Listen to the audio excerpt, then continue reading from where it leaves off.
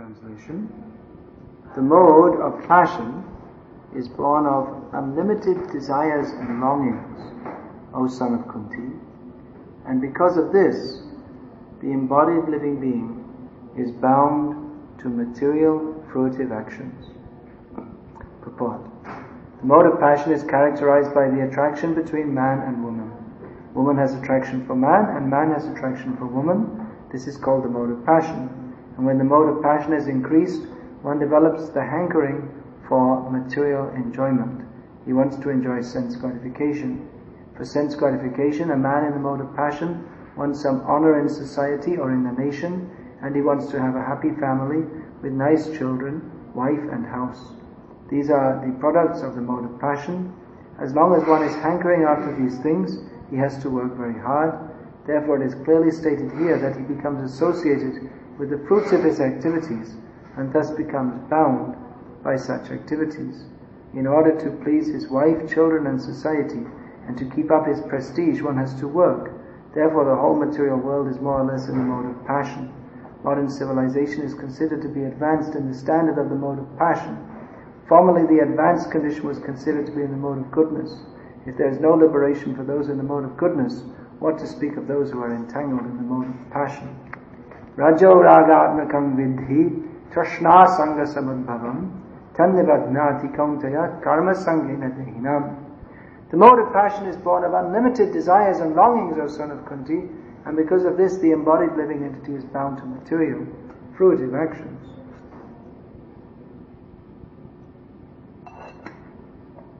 Om Jnanati Mirandhasya Jnananjana Shalakaya Chakshurim Militam Yena Tasmai Shri Gurave Namaha Vandeham Shri Guroshi Atapatakamalam Shri Guruna Vaishnavangscha Shri Rupam Sagrajatam Sahagana Raghunatan Vitam Tam Sajivam Sadvaitam Savadhutam Parijana Sahitam Krishna Chaitanya Devam Shri Radha Krishna Padam Sahagana Lalita Shri Vishakhan Vitangscha Shri Krishna Chaitanya Prabhu Nityananda Shri Advaita Gadadhar Srivasadi Gaur Bhakta Vrinda Hare Krishna, Krishna Krishna, Hare Hare, Hare Rama, Rama Rama, Hare Hare.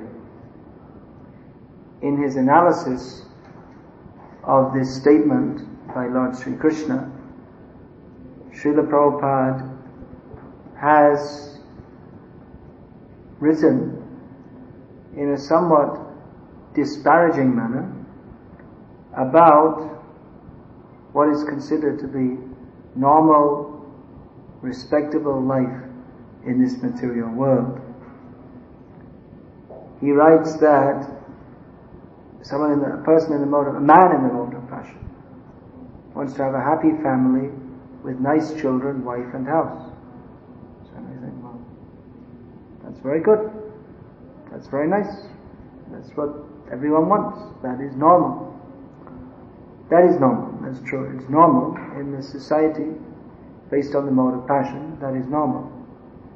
And more or less, human society is always in a mode of passion, whether it's whichever age of the world we may be in. Of course, in Satya Yoga, the mode of goodness is very prominent, and even though people lived in family life, the rishis, everyone was like a rishi, and they lived there with their wives, but mostly not for the sake of sense gratification, for the sake of purification. Just like that t-shirt is quite popular, self-realization, not sense gratification. So they were living like that. Then Treta Yoga, Dwapara Yoga, and the mode of passion increased more and more, and the standard family became based on sense gratification, and that is increased more and more in the age of Kali, in which at the present time, as Prabhupada writes in a purport in the 16th chapter, that in the modern age, family life is just like a dream, it doesn't exist, practically. That last year, Bhakti Tirtha Maharaj, he was telling me something about the condition of life in America. He said if we speak to people about family life, they just look at us with a blank face because most of the people growing up today, who have grown up in the last generation, they never had a family life. They know what a family is. They lived with their mother and maybe brothers and sisters, fathered by different men, like this. So this, but still, even so, that's presented as the general model family life. One should have a nice home and a wife and children and a respectable job. It's considered respectable to earn a living. It's considered very honorable in human society to work and have a job and maintain a family. However, this is stated to be in the mode of passion. It's not conducive to self-realization. It's conducive to material advancement or material existence, but then, as is being described here in Bhagavad Gita, that material existence is just a complete waste of time anyway, and we're supposed to get out of material existence.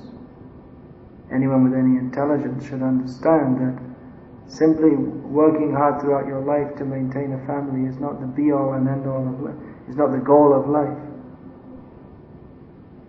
Of course, most people, they go through that.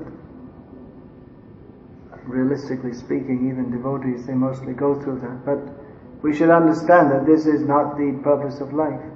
Simply to have a family, have children, have a job, earn some money.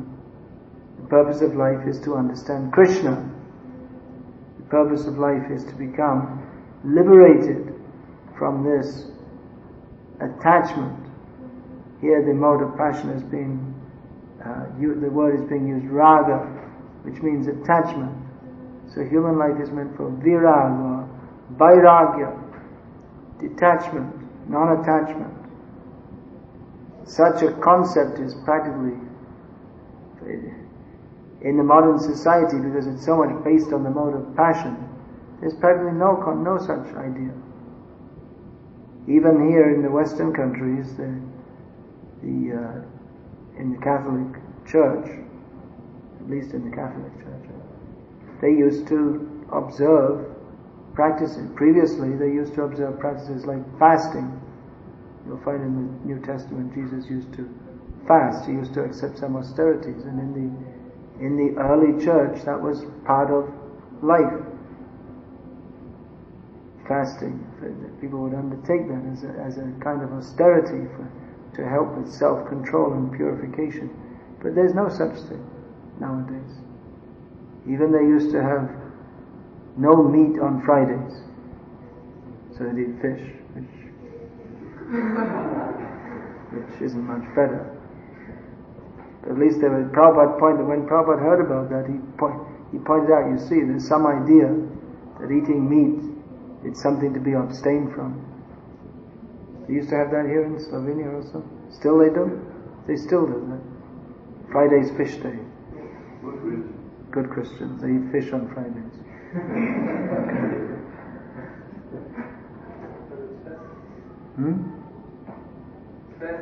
It's fasting from meat, yeah. They're eating the fruit of the river or the fruit of the sea. So even previously in the Western countries, there was some idea that one has to accept some austerities for the sake of religious upliftment. There's some trace of idea of austerity or detachment. At least the monks and the nuns, they're supposed to live, they accept a vow of poverty, live a very detached life, not have any possessions. But that idea is gone. Nowadays, modern society is based on the mode of passion, and so we see that everyone is being encouraged to become more and more and more attached. This is the consumer society, in which instead of, in advanced societies, Prabhupada writes here in the purport, that formerly the advanced condition was considered to be in the mode of goodness. Formerly, it was considered advanced. The Brahmanas in India were considered advanced, and it was seen if they were actually detached. People respected that. Still, to some extent, that is there. in India, if someone is actually detached from material sense enjoyment, people appreciate it. But that is not appreciated. That is not appreciated in the modern society, which is based on the mode of passion. Consumer society, in which one is enjoined to get more and more and more and more possessions. So this is in the mode of passion. And the mode of passion, of course, from the mode of passion, one can be gradually uplifted to the mode of goodness if one is following the Varnashram system. But without that, that will undoubtedly degrade into the mode of ignorance, which we see in the modern age. That simply they're promoting more and more and more, buy this, buy that, have more and more possessions, and the society is becoming more and more and more degraded because there's no spiritual direction. Therefore, we see so many horrible things which go on all around us. Massive animal slaughter is just accepted as normal. Abortion, accepted as normal. The intoxication is considered part of Western way of life to take intoxication. That place I was staying in, the owner of the house was just intoxicated all the time. He was smoking and drinking non-stop. And it's just normal, respectable citizen. So this is a degraded existence. Of course we've all heard this many times, but we need to hear it because there's a tendency, especially at the present time in our society, there's some tendency to think that, well, we have to mix with the modern society, but we should be very, very careful. To some extent we may, by social necessity, we may have to mix with modern society. That means that we may have dealings with them on a social level or at work or such a thing, but we have to be very, very careful not to accept the standards of the materialistic society. That if we're working, we may go to work, if we're working in some karmi job or whatever, and we may have acquaintances and say hello to them, how are you, and this kind of thing, but not to accept their way of life. We should be very, very careful to keep ourselves aloof from that way of life, which is extremely degrading. Devotee may have to mix with this society which is basically degraded, and we may not blame or maintain a stigma against the people we're mixing with, but at the same time we shouldn't accept their value. Devotees, they have to remain devotees. We have to maintain our own standards, our own way of life. That means that if required, a devotee, he may go in the world and work and earn money and all these things. But his real life must be Krishna. Just as Prabhupada explained about his father. His father, he had a cloth shop, which he maintained, he kept it open. He would go at midday to open the shop, and he would come back in the evening. And he kept open the shop long enough to get enough earnings to maintain his family. But Prabhupada said his real life was his puja. Morning and evening. In the morning before he went to his shop, he would be doing puja. And in the evening when he came back, he would be doing puja till late at night. And then again early in the morning. So that was his life. His life was Krishna consciousness. He did what he needed to maintain his existence, but not more. Not that he was going on working, and his life was centered, his home life was centered around Krishna. And of course that culture was more conducive because there were many people would appreciate that, but devotees can do at home also. You can do your puja at home and base our life on Krishna. Social life means associate with devotees for the sake of serving Krishna. Now that there are so many devotees in this country, so we can associate with devotees for the sake of serving Krishna, for the sake of discussing about Krishna, although there may be a tendency that when we mix even with devotees to speak in a rather mundane manner. But we should avoid that tendency and discuss about Krishna. If we're not used to that, then better we come and we listen. That's especially recommended for householder devotees, that they make a point to listen very carefully, to regularly listen to topics of Krishna. So we have to cultivate a taste for that. We may feel that, well, I've heard it all before. Due to that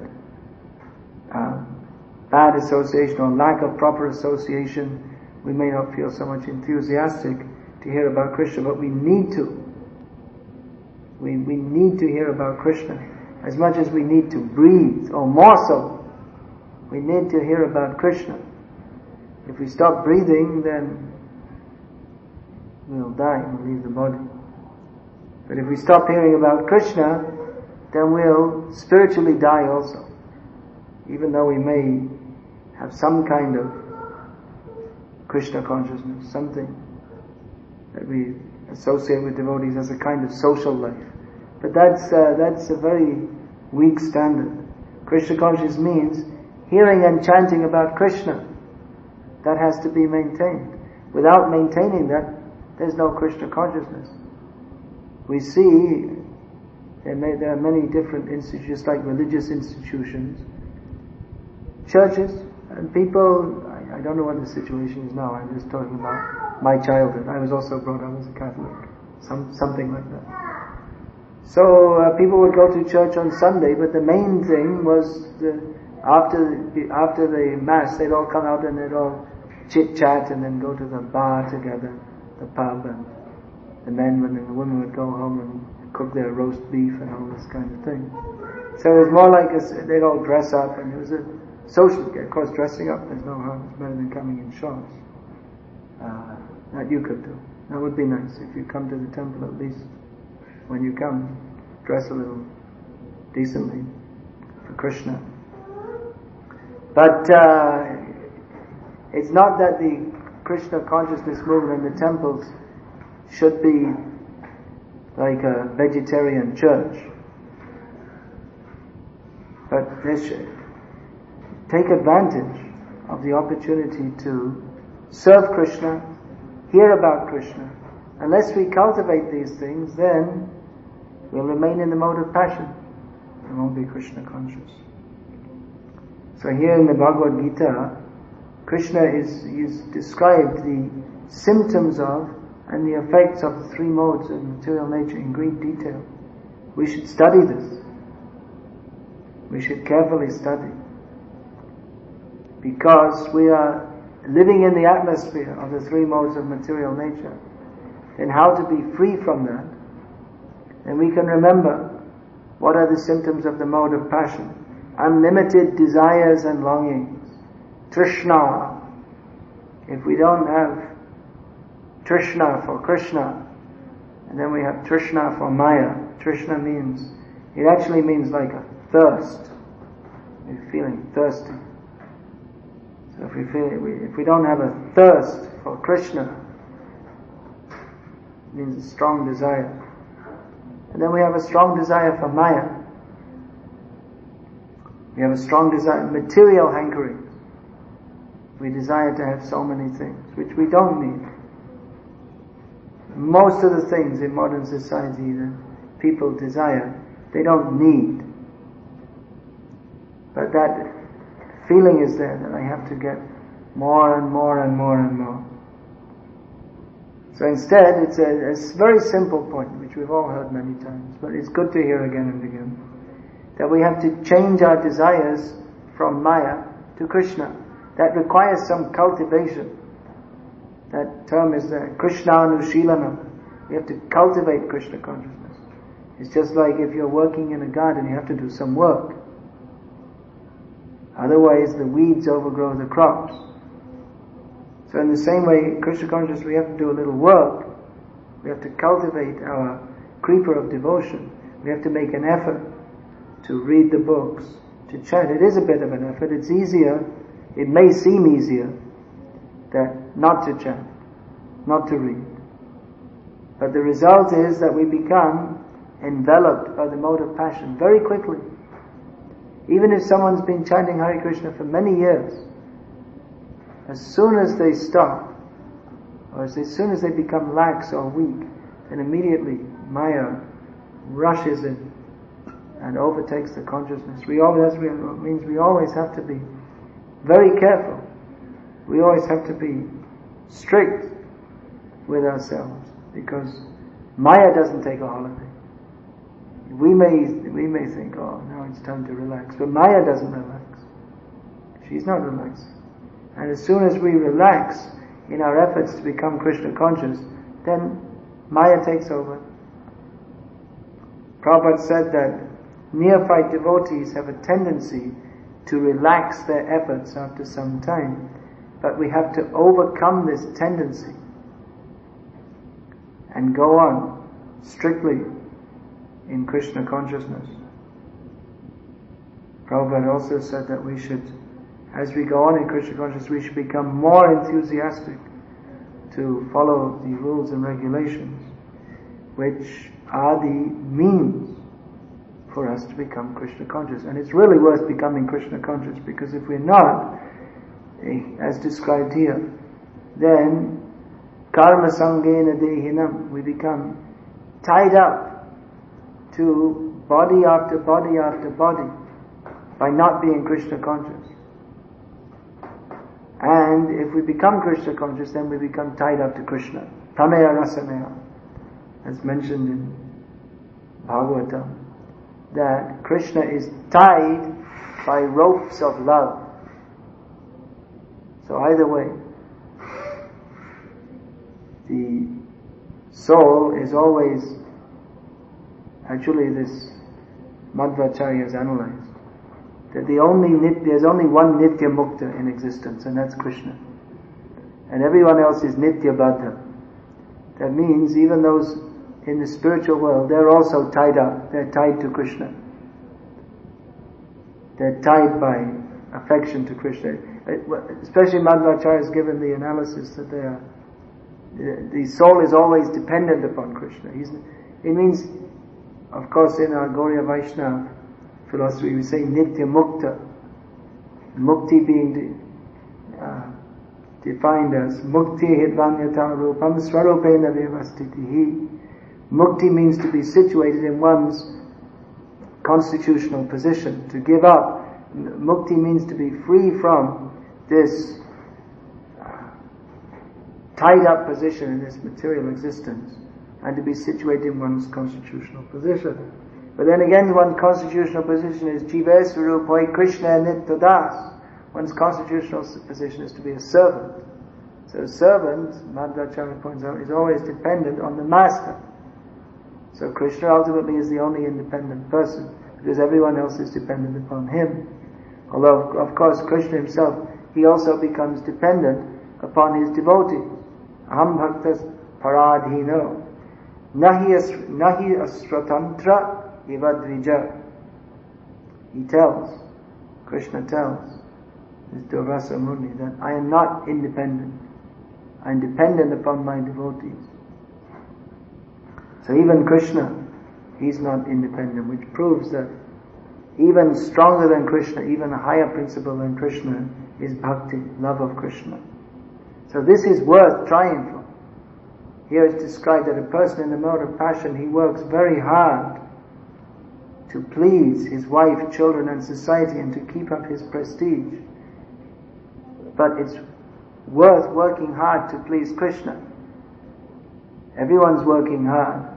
Of course, in the next verse we'll describe persons in the mode of ignorance who are not working hard. They're simply lazy. So persons in the mode of ignorance, they're lazy. Persons in the mode of passion, they are active, busy, ambitious, working hard to fulfill their sensual desires and to please their family, society, to maintain their prestige. So, devotee also works hard to please Krishna. It takes the effort to please Krishna. Without making that effort to please Krishna, then life is meaningless and we become bound up in the lower modes of material nature. So here the position of the mode of passion is being described. In some ways, devotees, they can see what is the position of the mode of passion and convert that to Krishna consciousness. Mode of passion means strong attachment. So devotees should cultivate that strong attachment for Krishna.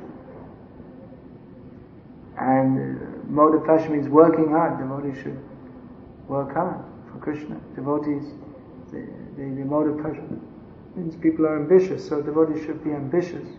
The greatest ambition is to get free from material life and go back home, back to Godhead. It seems almost impossible. How can we get free? How can we get out of this material life? So it's a very great ambition to be liberated from material existence. But devotees are very ambitious because they know Krishna will help me, and they have that faith that Krishna will help me.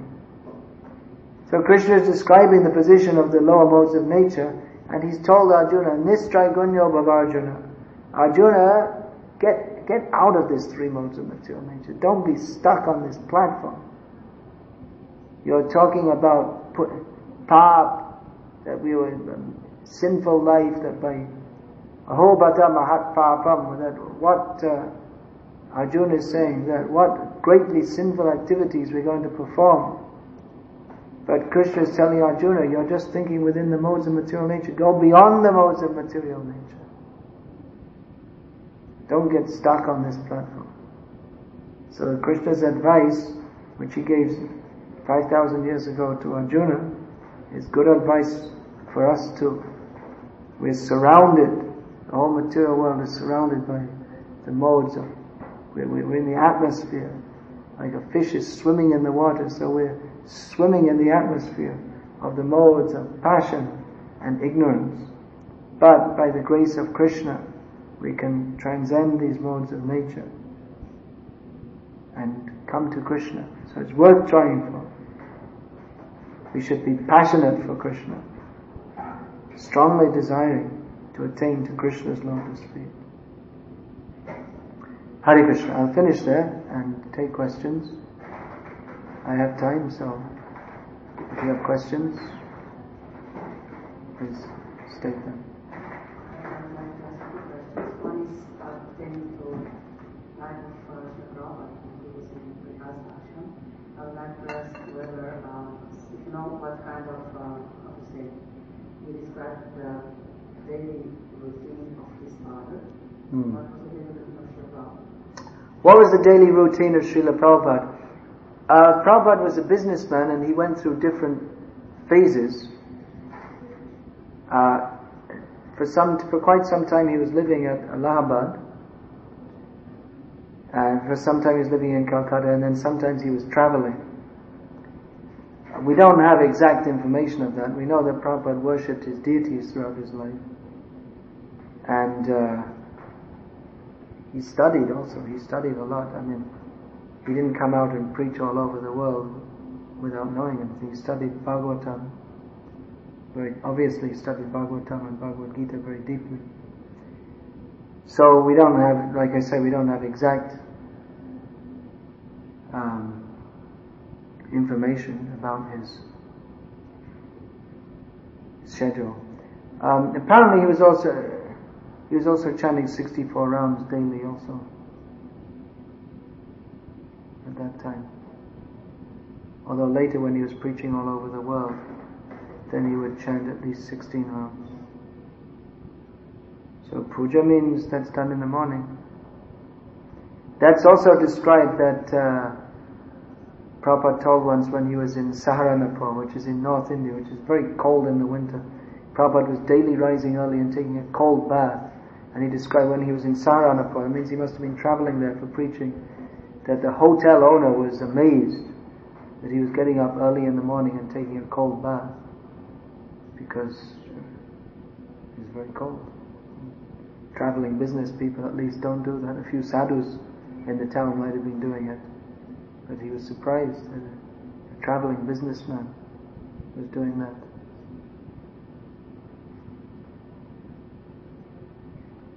While he was traveling, Prabhupada sometimes he would eat in restaurants also. Of course, they had good vegetarian restaurants there.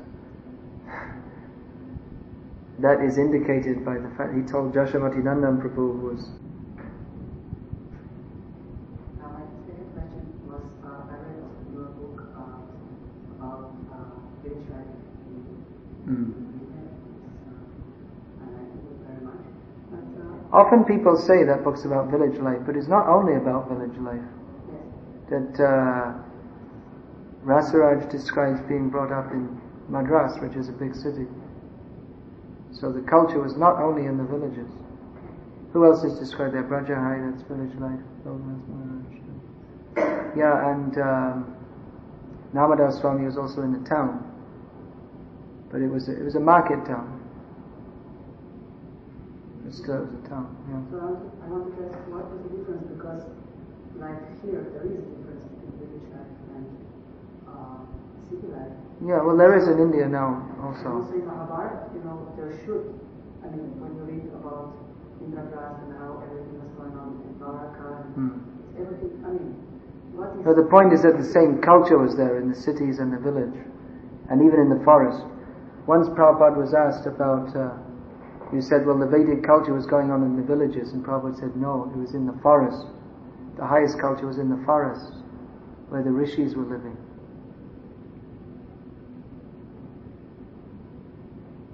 But the basic culture was there. The city, the village, it was the same culture that was going on.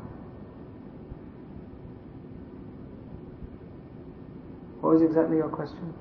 Yes, what was the difference between the village life and... The culture would be the same.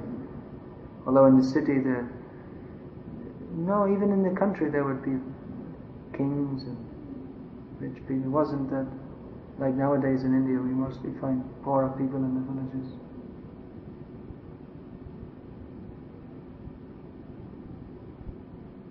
Same culture. Any other questions?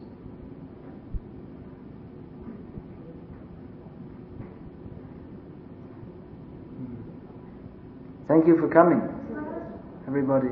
Most of you are working, is it?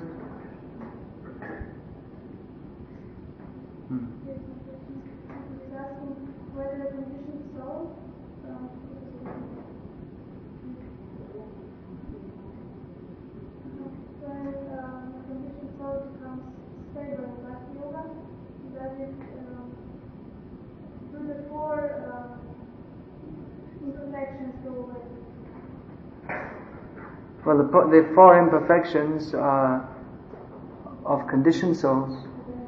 So as much as we are advancing, that much the imperfections decrease.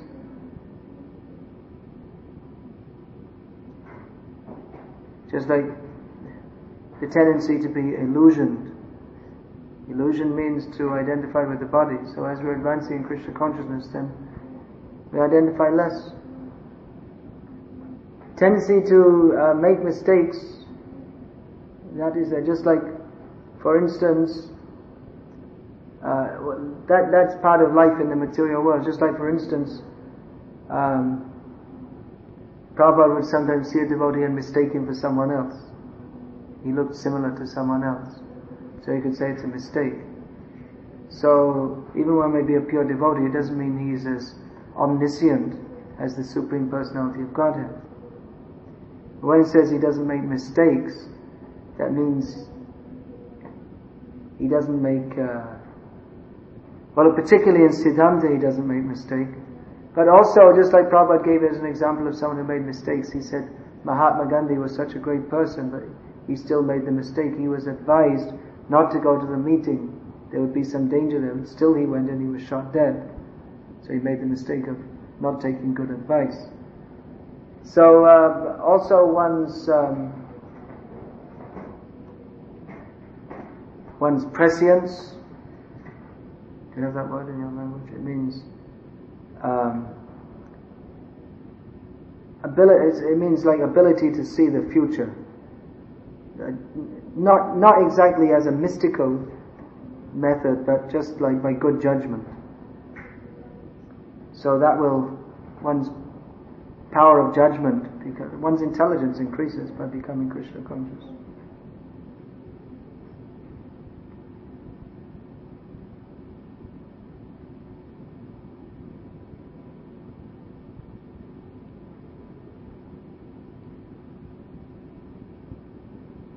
It's good also that devotees consult with other experienced devotees when they're not sure about some course of action, or there's some important undertaking.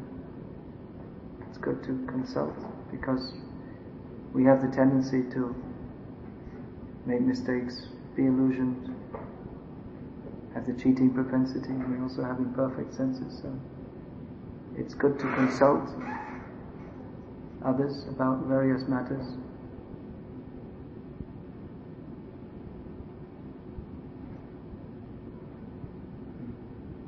Like right before, it is said that one has either to work hard for his senses to maintain yourself, or work hard for Krishna's pleasure.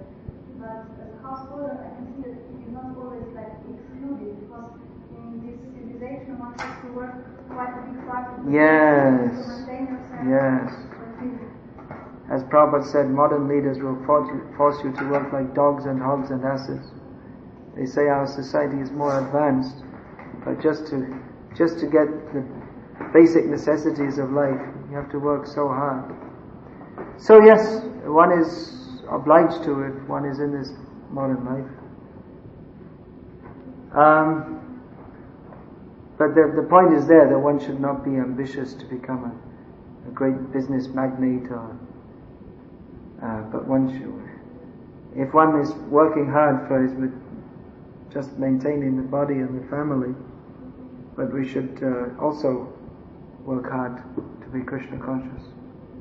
It's understood and accepted and regretted that hard work is required, may be required. For some people, some householders, they've made some kind of solution. Not many, most I just have to go through the hard grind of modern life. But the point is, we should maintain our Krishna consciousness also. It's just like materialistic people, even though they're working hard, they have time for watching TV, going to parties and all this kind of thing. So we should also, somehow they get some energy for that. They're enthusiastic for that. So we should also keep our enthusiasm for, just like the average commie in America watches TV for 6 hours a day. So I don't know where they get the time. We've heard such figures. I don't know where. I guess that means that they have it on while they're making their breakfast, and like that.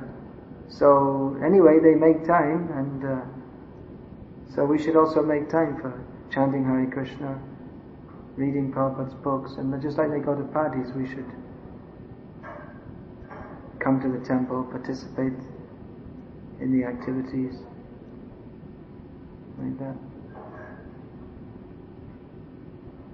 And just like in the party, someone has to do some work also to organize it, so we should also offer some service in the temple, not just come, but also do some service. Or if we're really tight for actually, it's a duty of all householders to donate also to the temple. We should do that. I've heard this question recently quite a few times in this area, that, should we donate if money is misspent? Well, we should see, that the duty of the deities get fed. And they should have some garlands. I see them having garlands, all those things. So have some flowers. So yeah, it's the duty of, if you're earning money, we should also donate something. Or if you think someone's going to really misspend it, then donate. Bring some. I see here, I saw someone has brought some flowers, some vegetables. You can donate like that.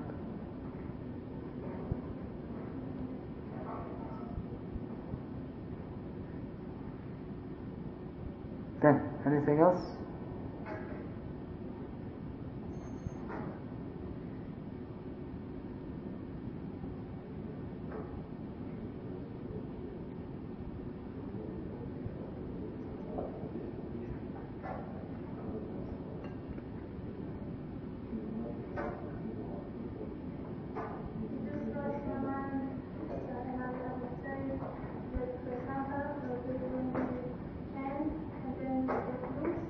And then? Get loose.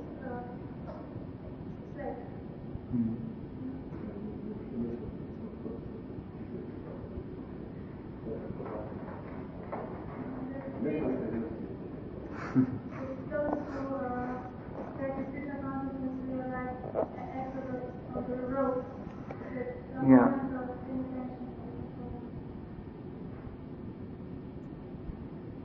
Yeah, but there's a net underneath also. It's called Krishna's mercy.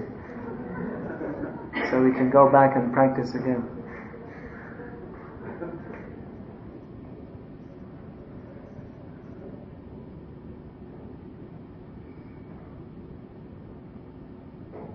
Anything else? Is it possible to get spiritual level without spiritual master, just by chanting Hare Krishna to come to the temporal? Or is it Some level. some level? To some level, yeah. But actually, theoretically, it's possible to become fully Krishna conscious just by chanting Hare Krishna.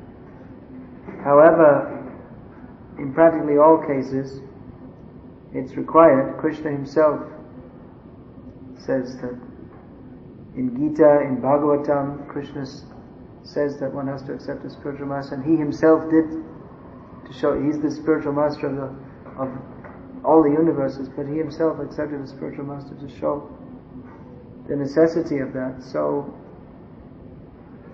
there's a process of gradual advancement in sadhana bhakti, of which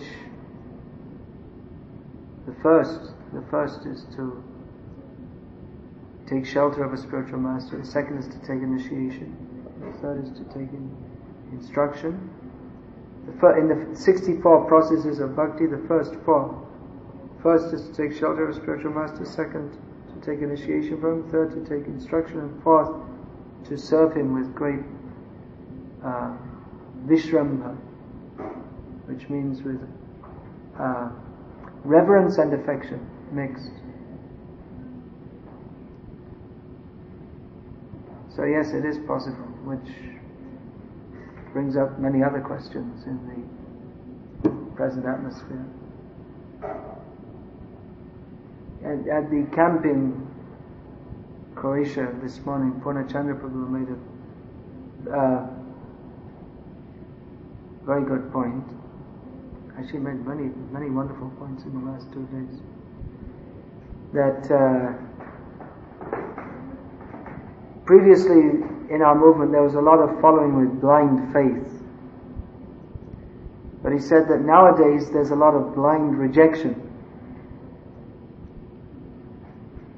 That means both means without considering very deeply. So neither are conducive for spiritual advancement. We are supposed to use our intelligence.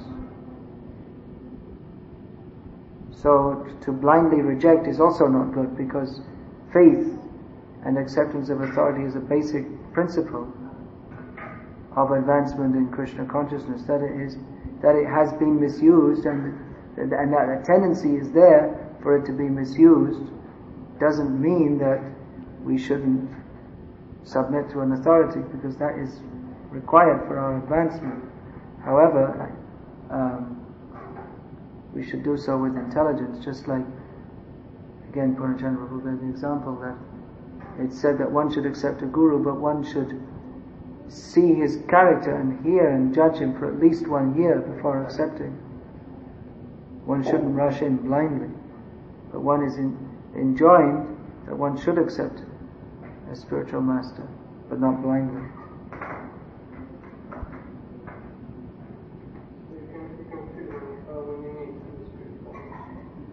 You may or may not feel, but we need. That we understand from Shastra. You may say, why not go straight to Krishna? Krishna's God, I have an eternal relationship with him. Krishna made this system. That's Krishna's system for approaching him.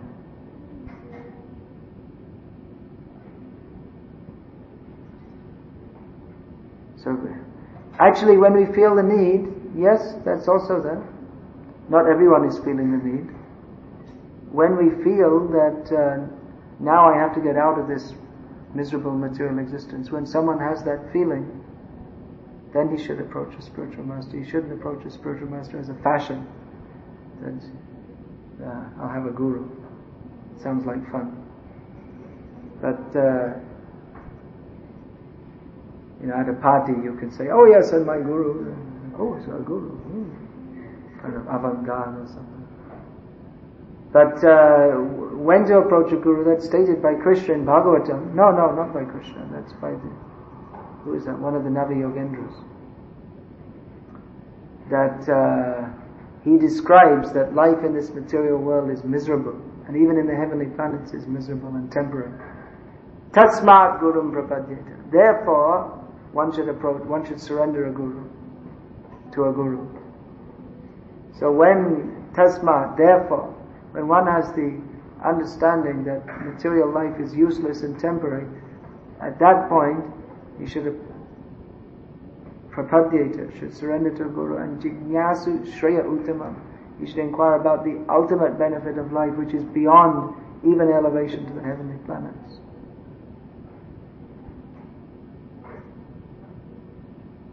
So when we feel, yes, that's true, but it's not a whimsical thing. That's also based on knowledge. The preliminary knowledge that life in this material world is useless.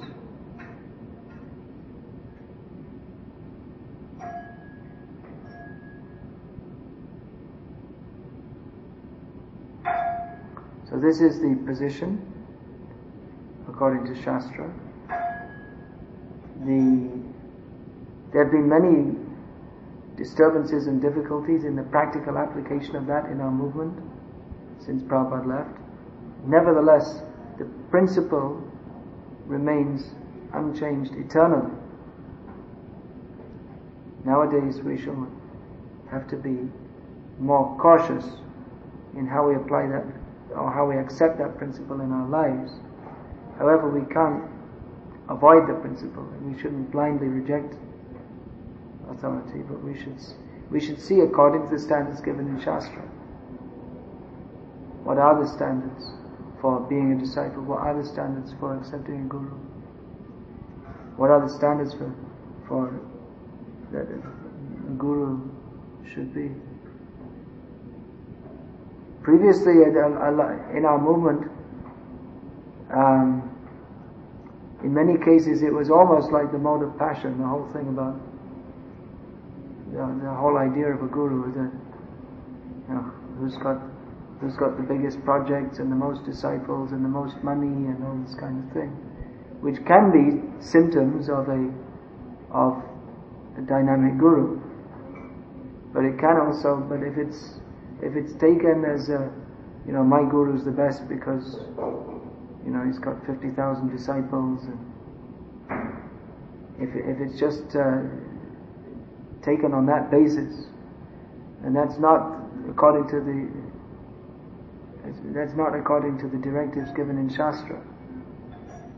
Shastra never directs that you should find out who has got the most disciples, but who is Shabde Pareta Nishnatam Brahmanyu Pashamashrayam, who is deeply learned in Shastra and understanding of the Supreme Personality of Godhead, and who, by his life, it's clear that he's taken shelter of that knowledge. It's not just theoretical knowledge.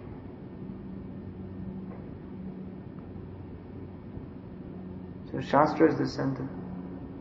Guru means who follows Shastra. Achinoti yashastratam Achare stapyatyapi Swayam acharate yasmad Achayaste nakirtita. Now I remember the verse. I forgot it this morning. That one who acts according to the principles of Scripture, who establishes the principles of Scripture, teaches that way, and who teaches by acting according to the principles of Scripture is called Acharya. So the Shastra is the center. Who follows Shastra is Guru. Where is this verse coming from? I'm not sure, maybe Vayu Purana.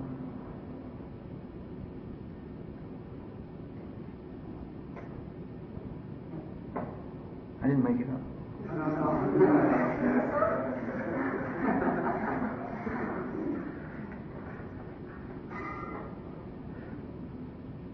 Prabhupada used to quote it, or parts of it.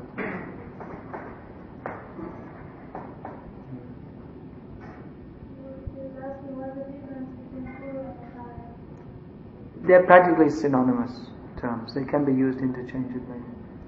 Although sometimes the word acharya is used to mean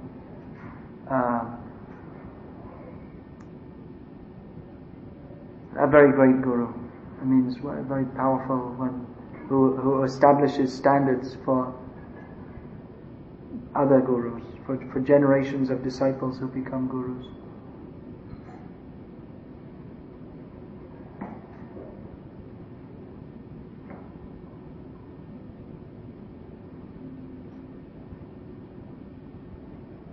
Hare Krishna. So, any other questions? No? Alright, so we'll finish there.